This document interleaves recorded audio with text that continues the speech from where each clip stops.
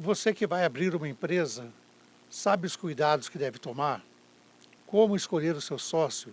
Como estipular as regras de convivência com o seu sócio? E a sua marca vai ficar exposta ou você vai protegê-la? Você precisa apenas de um contador para abrir uma empresa ou precisa consultar um advogado? Quais são os riscos de abrir uma empresa com contratos pré-fabricados? Tudo isso você vai ver na nossa conversa com o Dr. Igor Zaquevicius, em Doutor, por favor. Aqui é José Cavalcante, doutor, por favor, e temos hoje a honra para falar desses assuntos de receber o Dr. Igor Zaquevicius, formado em Direito pela Direito de São Bernardo, pós-graduado e com muita experiência nessa área de abertura de empresas, com foco mais na parte jurídica. Bom dia, doutor. Bom dia, doutor José. Tudo bem? Tudo bem.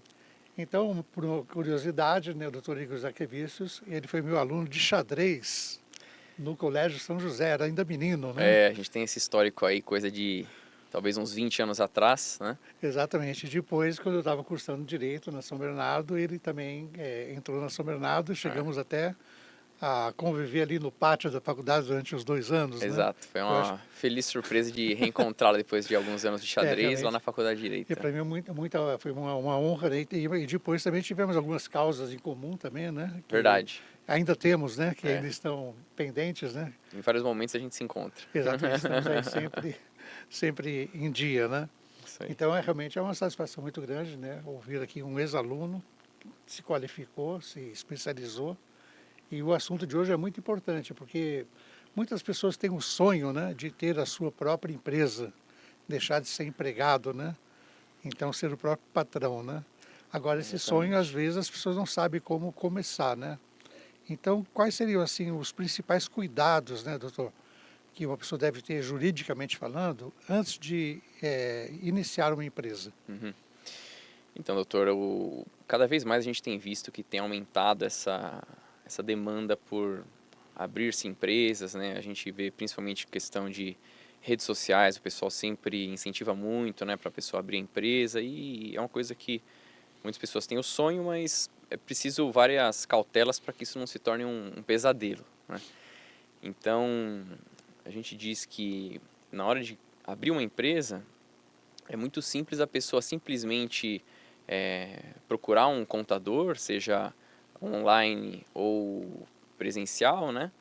E só que aquilo que se mostra muito simples pode trazer alguns problemas se não foi pensado com cautela todos os impactos que aquilo pode trazer, né? Então a gente coloca que a abertura de uma empresa, ela vai criar aí uma série de relações jurídicas com várias partes diferentes, né? Então existe a relação que você vai ter com o seu próprio sócio, existe a relação que você vai ter com os seus fornecedores, a relação que você vai ter com seus clientes, a relação com seus trabalhadores. E todas essas relações jurídicas, elas têm que ser pensadas e bem estruturadas já desde o início da empresa. Então a gente está falando aqui, por exemplo, do xadrez lá do passado.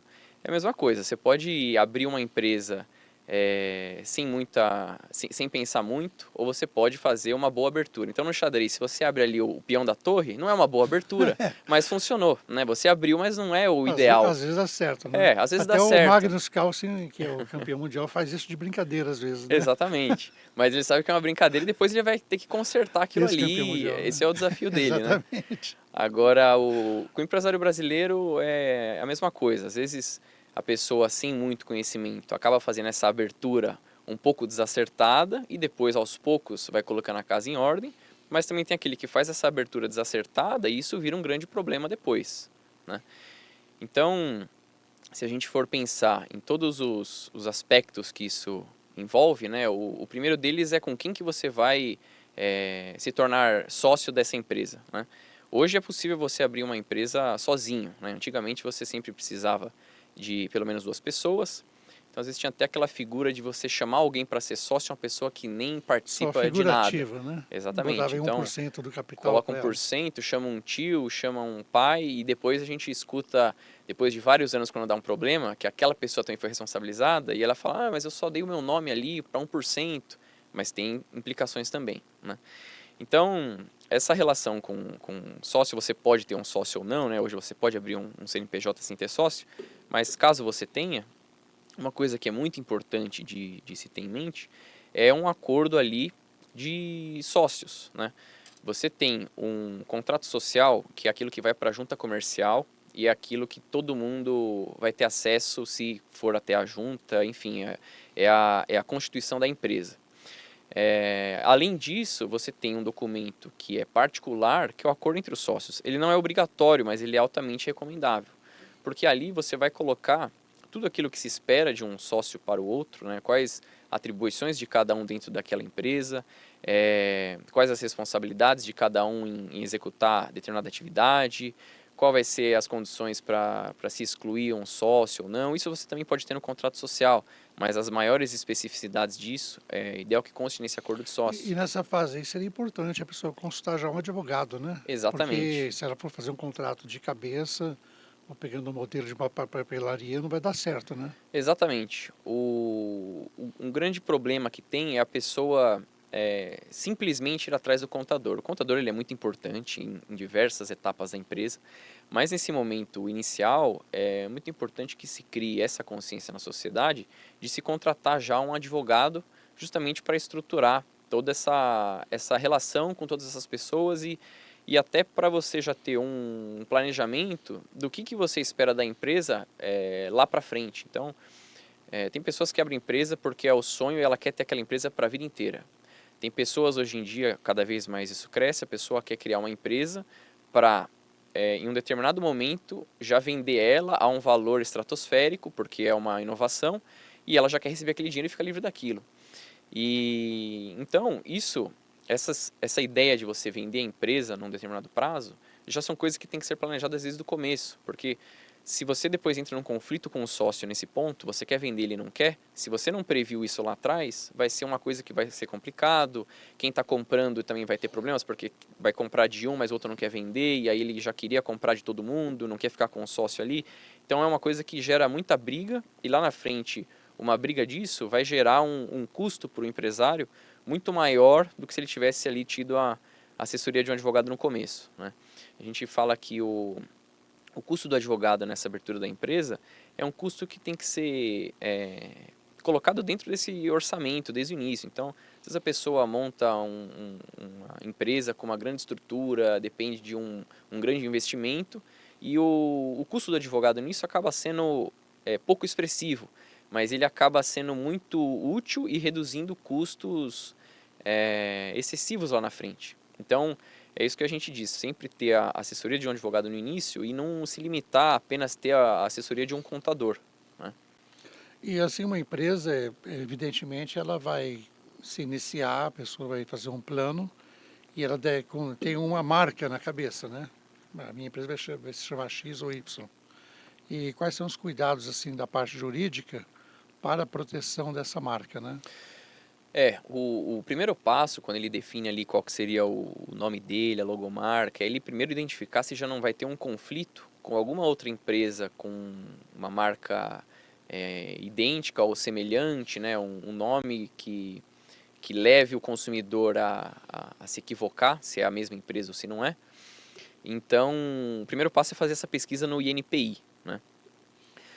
E você faz pela internet mesmo. Isso é possível fazer pela internet, mesmo sem o auxílio de um advogado, a consulta é pública. Você consegue jogar o nome da empresa e fazer uma pesquisa. O INPI, para quem não sabe, é o Instituto Nacional de Propriedade Industrial, né? Que protege as marcas e patentes, né? Exato. E aí o empresário ele pode fazer a consulta lá. É claro que na hora de ver as atividades em si, pode ser que ele tenha alguma dúvida e também o advogado pode auxiliá-lo se naquela atividade dele aquele nome vai ser permitido ou não.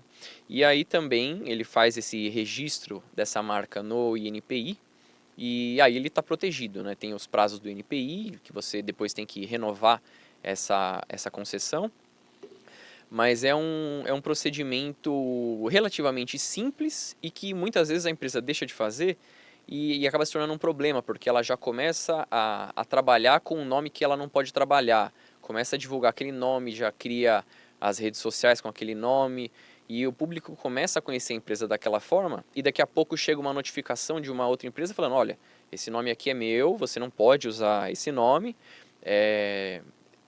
se você continuar utilizando vai surgir uma ação para Uma discutir isso, indenização, tudo isso. indenização. Então, por isso é que é importante essa pesquisa prévia. Porque se você começou com o nome errado e depois você alterou, você já começa estranho no mercado, né? A pessoa conhecia por um nome a empresa, daqui a pouco a empresa mudou de nome, o consumidor já não entende. Fica parecendo que ele deu um golpe e tá. Ou já foi vendida, ou tem coisa errada por trás. Então, isso até transparece para o público uma situação esquisita. Então, por isso que essa pesquisa de marca também é uma coisa muito importante de se ver desde o planejamento da empresa.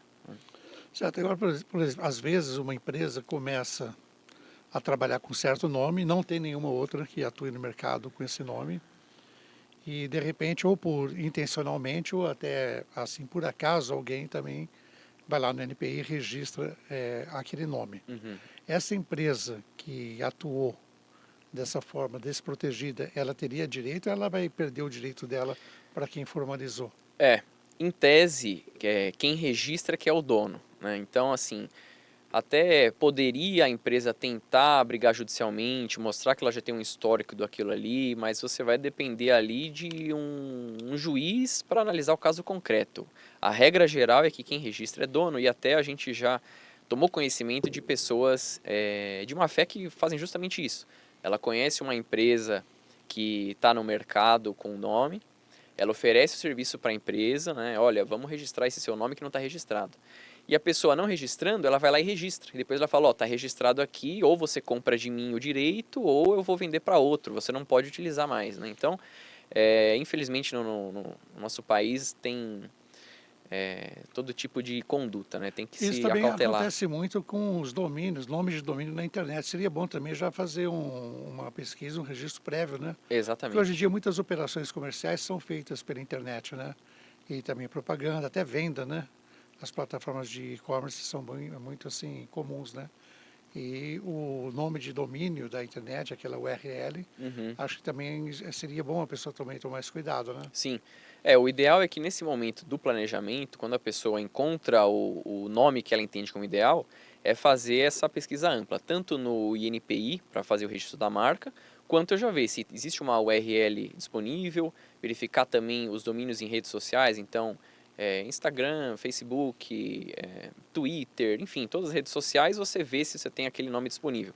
Hoje em dia, com um grande crescimento de empresas e de nomes, é difícil você encontrar um nome que seja disponível em todos os lugares, né? Mas aí a pessoa sempre consegue ali achar um diferencial para colocar em tudo, né? Então, ou às vezes até colocando um nome próprio, juntando nomes, criando um nome novo, aí é mais fácil. Agora, nomes mais comuns é realmente difícil de você não encontrar hoje em dia, que já tem um registro no NPI, alguma empresa num setor semelhante do seu, que você não poderia operar, ou nas redes sociais com esse nome, e aí também fica muito esquisito você ter o nome da empresa a marca outro, na rede social outro, vai causar uma confusão Fica um danada. embaralhamento completo, né? Exatamente. E no caso assim, a gente vê muito comum nomes que não são marcas registradas, mas que são nomes de razão social. Por exemplo, Padaria Flor da Vila, tem uma aqui em Santo André. Aí outro vai lá, abre na junta Padaria Flor da Vila de São Bernardo. Uhum, E outro vai para a Padaria Flor da Vila de Diadema. uhum. Esses tipos de registro na junta, eles não dão nenhuma proteção, né? Só para o local, no caso, como seria? Exatamente. Isso é até uma dúvida que as pessoas sempre têm, porque uma coisa é o nome que você tem na junta comercial, que é o nome da sua empresa efetivamente, né? Esse nome ele não aparece para as pessoas, se você não quiser que apareça, né? É só quando efetivamente consulta o número do seu CNPJ, né? Existe o nome fantasia, que é aquele nome que consta na junta também e que você quer apresentar para o público, né? E aí, se você quer se apresentar por público com esse nome, aí é ideal que você faça esse registro no INPI. Então, assim, só na junta comercial você ter um nome semelhante a outra pessoa, não tem problema. Então, você pode ter, justamente, Nova Padaria São Bernardo, e pode ter uma outra com um nome muito semelhante. Nova Padaria Kennedy, por exemplo, no mesmo município. Então, você teria aí nomes semelhantes, mas que não causa confusão porque não é o nome fantasia que aparece para o público e não tem uma marca registrada quanto aquilo, então isso não tem nenhum problema. Certo, e no caso assim dessas marcas que elas existem, são registradas, mas a pessoa não está usando, e eu quero usar aquela marca, quero abrir uma empresa com aquela marca. Eu fiz uma pesquisa, ó, tem um registro, mas essa pessoa não usa. É possível conseguir esse registro? A pessoa, enquanto ela é titular daquilo, ela pode também vender, né? Então, tanto a marca quanto a URL, né, os domínios, muitas vezes acontece isso. A pessoa registra com uma ideia de abrir, ou já teve alguma coisa no passado e não utiliza mais, e você pode tranquilamente transacionar isso e adquirir esse direito da pessoa. Você vê quem que é o titular disso, você pode entrar em contato e falar, olha, eu tenho interesse nessa marca, eu quero adquirir para minha empresa. Isso é plenamente possível também. Certo. Outra questão, assim, nos contratos sociais, né? Não estamos falando aqui da empresa individual, que a pessoa abre a empresa, no nome dela, ela é responsável por tudo, né? E hoje tem até aquela Eireli, né? Uhum. Que ele pode ser individual, mas tem um limite responde até um limite, né? Não é mais assim, uma responsabilidade universal, né? Mas quando é sociedade limitada, né? Muitas vezes a gente sabe isso aí, que as pessoas pegam um contrato numa papelaria, pegam um modelo do estatuto, né, social na internet e só troca os nomes ali, preenche e muda o endereço. É uma prática boa essa aí? De forma alguma, né? Não é recomendável de forma alguma que você faça isso. Quando você utiliza um modelo e você nem adequa ele ao seu caso concreto, né? Você só troca os nomes, você vai ter ali uma infinidade de questões que você poderia decidir ali e você não decidiu, né? Então, vamos exemplificar aqui pro telespectador entender, né? Se você pega um modelo de papelaria, né? E aí lá está falando que os sócios administram conjuntamente a empresa. Ok, você vai precisar sempre da assinatura dos dois para fazer alguma coisa, né? Quando você consta ali que depende da assinatura de ambos. E às vezes você vai pegar um modelo que não, que está escrito que qualquer um pode praticar qualquer ato E os isoladamente. dois, isoladamente, né? Depende do modelo que você pegou, né? Agora, se pratica isoladamente e pode praticar qualquer ato, o seu sócio, por exemplo, pode contrair um empréstimo de R$ 1 milhão no banco, sem a sua autorização, e você só vai descobrir isso depois. Só que é uma coisa muito grave, né? Você deveria já ter constado no contrato social que isso, para obtenção de empréstimo, você deveria ter a assinatura conjunta dos sócios, porque é uma questão de grande importância. Para coisas menores, eu vou fazer uma compra para a empresa simples ou até um Estabelecer um valor limite, né? X, exatamente. Todos esses pormenores, eles vão depender da sua atividade e como é que é a sua relação com esse mercado. Então, assim, para determinado setor, o valor X é o ideal, para outro setor é o Y. O que não pode é você querer um modelo de contrato, né, de papelaria, e aplicar para qualquer negócio, porque existem inúmeros riscos envolvidos nisso, né? E quando a gente fala da empresa, também tem a ideia de que ela sendo limitada, isso não atinge os sócios. Então, às vezes, a pessoa dá pouca importância porque fala assim, eu estou colocando esse dinheiro na empresa, né? Ela tem responsabilidade limitada e eu vou ter aqui a segurança de que isso não vai atingir meu patrimônio. E isso, cada vez mais, não corresponde com o que a gente vê na jurisprudência. Então, assim, uma coisa é a teoria, a ideia teórica da empresa ter essa responsabilidade limitada. Na prática, você tem, por exemplo, um colaborador da empresa que entra com um processo. Se a empresa não paga, é muito comum, na verdade é o mais comum, que o juiz desconsidere a personalidade jurídica da empresa para atingir o patrimônio dos sócios. Então, assim, vamos dizer que em 99% dos casos é isso que vai acontecer se a empresa não pagar o trabalhador. E aí, em outros setores, você também tem esse mesmo fenômeno. Então, por exemplo, no âmbito tributário, se você não pagou os tributos, ok, em tese o tributo é da empresa, mas o procurador ali do fisco, ele vai procurar alguma forma de ver se ele não atinge a pessoa física. Então, ele vai demonstrar ali que, por exemplo, houve uma dissolução irregular daquela empresa, você não comunicou corretamente esse encerramento. Então, ele vai procurar meios de atingir a pessoa Que no física. caso essa desconsideração da pessoa jurídica para atingir o sócio teria que ser no caso de alguma irregularidade, né? Não pode ser só porque a empresa não tem dinheiro para pagar, teve uma crise financeira, tem que ter uma Exatamente. irregularidade. Tem que ter uma irregularidade, mas é aquilo. Como depende da interpretação do juiz, isso cada vez mais se demonstram irregularidades. Se você, de fato, fez tudo certinho, ainda no trabalhista, por mais que você tenha feito tudo certo, o juiz, com o fundamento de que o sócio se aproveitou do trabalho daquele trabalhador, o sócio se enriqueceu com aquele trabalho, e é uma verba alimentar, que a pessoa depende daquilo para a subsistência dela, o juiz, mesmo não tendo nada de errado na empresa, mas a empresa não pagando, ele presume que deve ser atingido sim o patrimônio dos sócios para responder por aquilo. Então, em outras esferas isso é um pouco mais atenuado, né? Na esfera civil isso é mais difícil de acontecer, mas também se constatar ali qualquer irregularidade, uma confusão patrimonial. Então, por exemplo, a empresa tem o dinheiro dela, não tem o balanço adequado e transita dinheiro da conta da pessoa jurídica para a conta dos sócios a todo momento. Então, conta de luz do sócio, está sendo pago pela empresa. Conta do celular do sócio, está sendo pago pela empresa.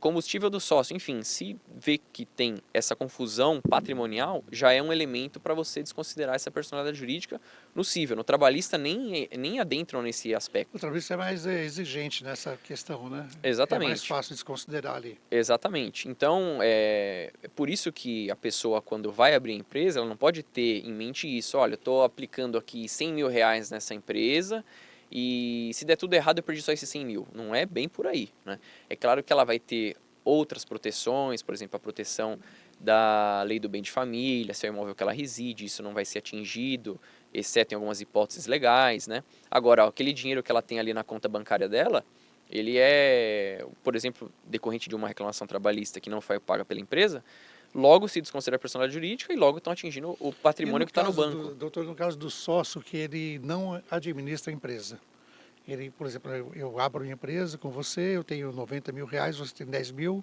mas só eu que assino pela empresa, você não participa da gestão, apenas recebe os lucros no final do mês ou do ano. Nesse caso aí, esse sócio que não tem poderes de administração também é alcançado nessas desconsiderações? Depende da natureza dessa desconsideração. A gente vê que, dependendo da seara jurídica, se é uma seara trabalhista, se é federal, se é civil, a gente vê diferentes decisões. No âmbito trabalhista, que é o mais forte nesse aspecto, mesmo não sendo administrador, se atinge. Então é aquele caso justamente da pessoa que tem 99%, aí chama um tio para ser sócio de 1%, que hoje não precisa mais, né? Mas antigamente muito se fazia disso. E aí o tio nunca participou de absolutamente nada, nem sabe o que se passa dentro da empresa. Se a empresa fecha as portas, não pagou os trabalhadores, veio a reclamação trabalhista, condenou a empresa não pagou esse trabalhador, ele vai atingir os sócios indistintamente, mesmo o administrador, mesmo o que não é administrador. Então é bem grave, né? Por isso que a gente sempre chama atenção para essa importância de se planejar com cautela a empresa, conversar com o advogado, ter a noção dos riscos envolvidos, para a partir dali ele também estruturar toda a empresa para que isso não aconteça, né? Se acontecer, que seja uma fatalidade, um problema de mercado e não um problema de falta de conhecimento, né? Voltando aqui nessa questão trabalhista, né? Muitas vezes a pessoa paga ali o colaborador, coloca no custo da empresa, né, para ele definir os preços dele, etc. Só que ele, por uma falta de conhecimento, ele calcula ali só o valor do mês. Só que a gente sabe que um trabalhador CLT, além da verba do mês, você vai ter ali várias implicações, né? Além, por exemplo, do pagamento do FGTS, do INSS, no fim do ano você vai ter o pagamento do 13º, daqui a pouco esse colaborador está de férias, tem que pagar as férias mais um terço. Então são várias verbas que estão além daquela ideia mensal do salário. E tem empresário até hoje que não conta com isso. Ele, quando chega, é uma baita surpresa. Ou então a pessoa não provisiona nada, aquela multa do FGTS, né? Quando você manda o colaborador embora, você tem que pagar 40% de multa do FGTS. Se a empresa está bem estruturada, todo aquele valor já está provisionado, porque ele sabe que um dia ele talvez, né, tudo indica que um Tem dia que ele vai mandar demitir. embora a pessoa.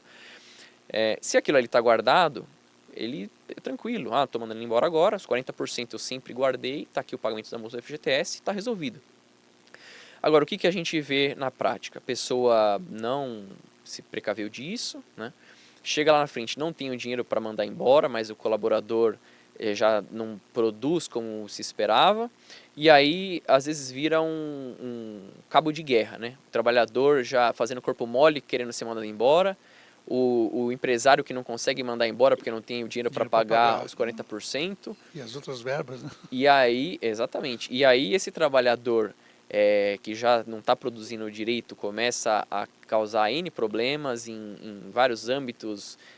Se usa equipamento da empresa, estraga o equipamento da empresa. Se tem relação com o cliente já não vai mais ser bem atendido.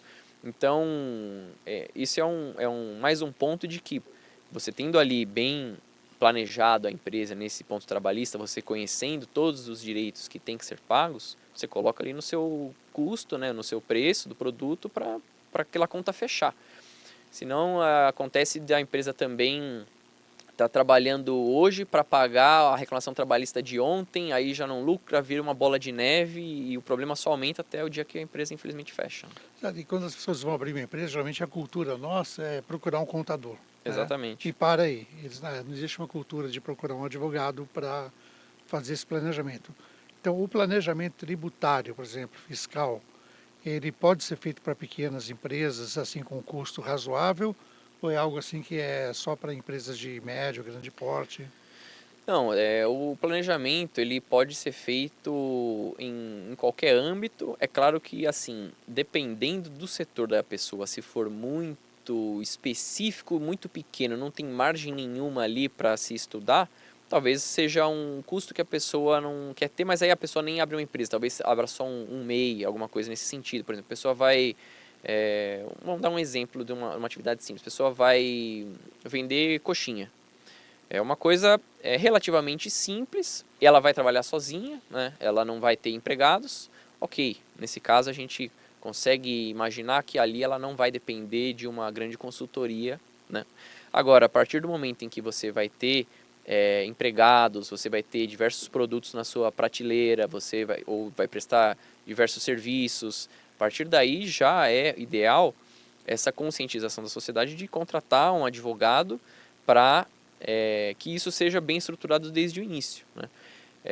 No Brasil isso está mudando, aos poucos está tendo uma maior procura do advogado, não só quando tem o problema, mas já para evitar o problema, né? Que seria o que a gente chama de advogado no âmbito consultivo, né? Ele vai prestar essa consultoria, vai fazer essa consulta para que você evite o problema. E na prática a gente sabe que isso sai muito mais barato.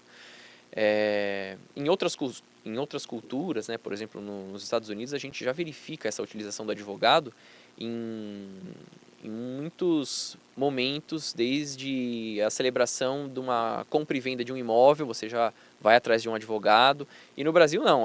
O máximo que você puder evitar o advogado, você evita, e isso não é o Evita. ideal de forma E na alguma. hora que dá o problema, vai atrás, né? Exatamente. E aí, na hora que chega com o problema para o advogado, esse problema tá de um tamanho que o custo do advogado também vai ser alto e a pessoa fica com essa ideia de que o advogado é sempre caro, mas é porque você chegou com um problema grande para ele, né?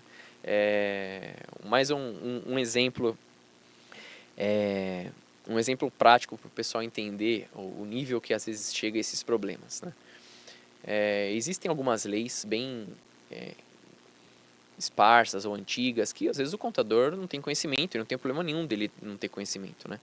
O que não pode é o contador também assumir uma responsabilidade de querer dar consultoria para o cliente em cima de assuntos que não é de competência dele. Então, assim, o contador também deve ter essa ideia de falar, olha, para esse assunto eu recomendo você contratar um advogado. Para esse assunto eu não atuo. Você precisa de um advogado especialista na área. Então, tem que partir isso do contador. Então, o caso prático, o que acontece? Que nós já tivemos conhecimento desse caso, né? A pessoa abriu uma veterinária, né? Começou a trabalhar, contratou uma veterinária para trabalhar lá. Pediu para o contador, falou, ó, vê qual que é o piso aí. No município não existia uma convenção coletiva para veterinárias, mas existia uma convenção coletiva de enfermeiros e outros colaboradores, empregados do âmbito da saúde. Da saúde. E aí o contador falou, está englobado aqui na saúde, o veterinário, e aqui o piso vai ser R$ 2.000. Não lembro exatamente os números. Esse veterinário trabalhou, depois ele saiu, entrou com um processo. Falou, olha, sempre pagaram abaixo do que eu tenho direito. E aí o empresário, não, eu paguei o que o contador falou, né? Tá na convenção coletiva lá. Só que aí já entra a parte que muitas vezes o contador não tem conhecimento. Existe uma lei, salvo engano, é a 4.950-A de 66, e essa lei, ela já é antiga, né, de 1966, então muita gente passa despercebido por ela. Ela tem ali algumas funções, então, por exemplo, o veterinário, o engenheiro, o arquiteto, que eles têm direito a múltiplos de um salário mínimo como piso, né? Então, assim, a pessoa observou a convenção coletiva, só que a pessoa também teria que ter observado essa lei. Quando multiplicava pelos múltiplos do salário mínimo que essa pessoa teria direito naquele período todo, virou um valor estratosférico. Porque você somou isso, aí vem o reflexo em 13º, em férias, em FGTS, depois vai ter que pagar a multa do FGTS disso tudo, o INSS disso tudo. Floresta, tudo. Vira um negócio de R$500 milhões. Poxa, porque faltou uma consultoria do advogado lá atrás. Então lá atrás o advogado ia falar, olha, se for para contratar CLT, vai ser dessa forma. Mas existem outras formas também. Você pode chamar o veterinário de repente para ser um sócio seu, ou se é uma coisa bem pontual, ele pode ser um prestador de serviço. Então assim, foi uma economia que não deu certo. Deixaram de contratar um advogado e depois tiveram um prejuízo de R$500 milhões. O prejuízo foi alto, né? Exatamente. Doutor, nós temos também algumas perguntas do público, né? Vamos lá. E vamos lá. Oi, meu nome é Juliana, eu falo de São Paulo. E a minha dúvida é se eu posso abrir mais de uma microempresa. Obrigada. Juliana, no caso você pode sim ter mais de uma microempresa, tá? Não tem nenhum problema.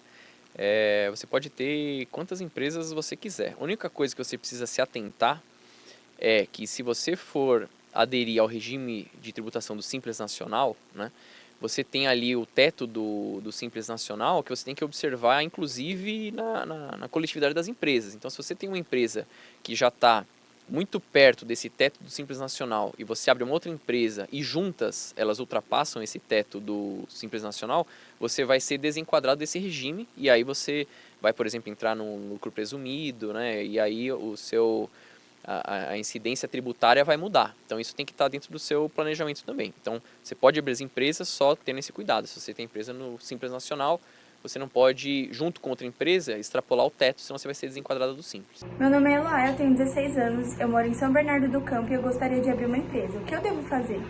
Então, a Eloá, no caso, ela é menor, né? O menor, se for emancipado, pode abrir, sem problema nenhum, tá? Então você vai depender dessa emancipação. É um ato que você faz por escritura pública com seus pais no cartório e aí você passa a ser, entre aspas, maior para praticar esses atos da vida civil. Então você, tendo 16 anos e sendo emancipado, você pode abrir empresa. Ou, mesmo você tendo um sócio maior, você pode já ser sócio, não precisa ser emancipado se você tiver um sócio maior, só que você também não vai poder ser o administrador dessa empresa. Os poderes de administração da empresa vão estar com esse outro sócio que seja maior. E aí esse menor também ele vai ter que estar representado por alguém, né? Pelos pais, ou por um tutor, enfim. Ele vai ter uma representação, mas ele menor pode integrar o quadro societário, sim. Se o sócio não integralizar o capital no prazo combinado, posso pedir sua remoção? Tá. Então, nesse caso, Edmilson, você notifica ele, né, que ele não integralizou o capital social dele na empresa, né? Existe um prazo para isso, salvo engano, 30 dias. E ele não integralizando já se torna um fundamento, sim, para você excluí-lo da sociedade. Lembrando que o capital social, quando ele não está integralizado, isso também traz implicações para os outros sócios, porque todos eles são responsáveis solidários por essa integralização. Então, assim, excluir esse sócio e aí assumir essas cotas dele, né, comprar, tudo isso também é muito importante que já conste lá naquele acordo de sócio. Se você já tem um procedimento lá bem claro, esse procedimento fica muito mais simples. Então, Se lá você já tem as consequências, por quanto que serão compradas essas cotas, como é que vai ser essa distribuição, esse procedimento depois fica bem mais simples. Então, mais uma vez aqui a recomendação de, além de ter o contrato social, você também ter o acordo de sócios prevendo essas questões. Bem, doutor, foi um prazer recebê-lo aqui, né? Eu acredito que o nosso público pode assim, se inteirar muito melhor ainda desses assuntos. Já tivemos um programa sobre encerramento de empresas e hoje sobre abertura, né? E eu acredito que com esses 2 podcasts, as pessoas que querem empreender, né, querem inovar, estão assim repletas de informações jurídicas bem consistentes, né? Então, agradecendo e queria também pedir, né, para o doutor deixar aí o seu melhor contato, alguém que tiver alguma dúvida, quiser conversar mais sobre isso e até também orientação para abertura de empresas, seu melhor contato, por favor. Ah, E legal. agradecendo a sua presença. Agradeço o convite, né? Eu acho que sempre é muito bem-vindo esse tipo de explicação para a sociedade, né? Tudo que você pode orientar para evitar problemas para as pessoas, eu acho que é muito legal. E essa iniciativa também do canal de levar esse conhecimento para o público, que já tem desde o blog, desde antigamente, né? E agora nesse formato do podcast, que eu estou achando bem legal. Então, agradeço imensamente o convite. E o contato ele pode ser feito pelo site do escritório, é o www.zaadvogados.com.br, né? E lá tem todas as formas de contato. Tá, então, muito obrigado. Então, este foi, doutor, por favor. Então, quero lembrar a todos, quem não fez ainda, que se inscreva no canal, ative o sininho para receber notificações, deem aí o seu like, façam os seus comentários, perguntas, para serem respondidas posteriormente pelo doutor, né? E até a próxima. Isso aí. Até a próxima. Vamos tirar uma foto?